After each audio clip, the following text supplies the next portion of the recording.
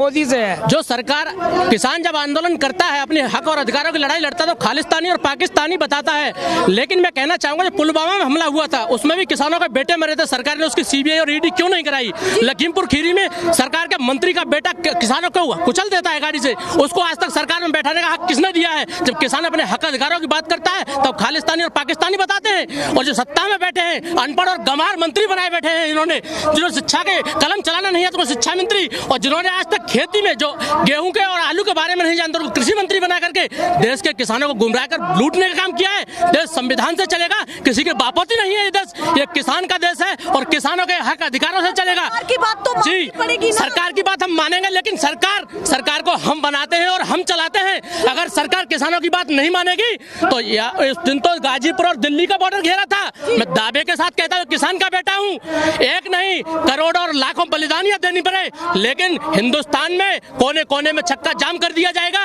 और जो अपने बड़ बोले भाइयों को दो लोगों को देश बेचने का काम किया है ना, जो 3 से 33 से 3 नंबर पर लाए थे, दावे के साथ ये वही किसान है जिन्होंने 2014 से और 24 तक का सफर तय कराया है। यही वही किसान है। आते थे कि अडानी जी के कारण या अंबानी जी के कारण किसानों का नुकसान हो रहा है, गाजीपुर बॉर्डर पर कहते थे। जी, आरोप उनके ऊपर इसलिए लगे कि अडानी जो हिंदुस्तान पेट्रोलियम था, आज वो पूरे हिंदुस्तान में अडानी और रिलायंस अंबानी पेट्रोलियम हो गया। जब आज देश 70 साल आजाद हो गए तो 70 साल में केवल 70 रुपए पेट्रोल था और 8 साल में आपने 125 रुपए पेट्रोल कर दिया। ये किसका कमाल है? अंबानी और अडानी का। मतलब आप कह रहे किसानों के साथ महंगाई का भी मुद्दा रहने वाला है। महंगाई जो मुख्य मुद्दा है वो महंगाई है। आलू की लागत 1550 रुपए किसान की है और खरीद रहे आप 300 रुपए कुंटल में। जब अपने पास रहता है तो 2500 रुपए में बेचते हैं और किसान से 300 रुपए में खरीद रहे हैं। आप क्या करने वाले हैं? आप सीधे बताइए। सीधी बात यह है कि एमएसपी लागू होनी चाहिए हर फसल पर, और किसान को जो 300 रुपए कुंटल का भाव रखा है उसको 2000 रुपए में खरीदा जाना चाहिए। अगर ऐसा नहीं करती है सरकार तो किसान से खरीदने के बाद अगर बाजार में उतारेगी तो ये किसान ही पैदा करने वाला है, किसान ही घरों में बंद कर देगा। क्या आज देश की राजधानी दिल्ली से आप ये ऐलान कर रहे हैं कि कुछ बड़ा किसानों की तरफ से होगा अगर सरकार वो दावे जो उन्होंने कहे थे वो पूरे नहीं हो पाए? आज दिल्ली के ऐतिहासिक रामलीला मैदान से, कश्मीर से कन्याकुमारी कटक का किसान यहाँ आया है।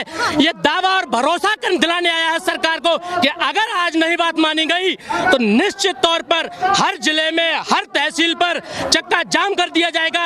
और ये किसान अकेला किसान नहीं, मैं बीवी बच्चों के परिवार के साथ ये परवाह अपनी जान की नहीं करता, धरती का कलेजा चीर कर अन्न उगाता है, देश और दुनिया का पेट भरता है, ये कभी पीछे हटने वाला नहीं है। टेम्परेरी नहीं आया, बिल्कुल भी नहीं। हम यहाँ ये बिल्ला लगाकर किसान सभा के सदस्य बन के नहीं आए, हम किसान के बेटा हैं। किसान ही इस देश का दुनिया का पेट पालता है, कोई अंबानी और अडानी और मोदी नहीं। वो कह रहे कि जब इलेक्शन होता है, जब किसान दिखता है, पहले भी इलेक्शन था तब भी किसान दिखा, और अब इलेक्शन आने वाला है, लोकसभा चुनाव आने वाला है, फिर से तो कुछ तैयारी नहीं कर रहे हैं। जब देश में चुनाव आता है तब देश में हिंदू खतरे में आता है। एक हिंदू की बेटी को खुलेआम आगरा के एतमादपुर में प्रजापति समाज की बेटी को भाजपा नेता ने प्रताड़ित कर कक्षा 7 की बेटी आत्महत्या कर लेती है।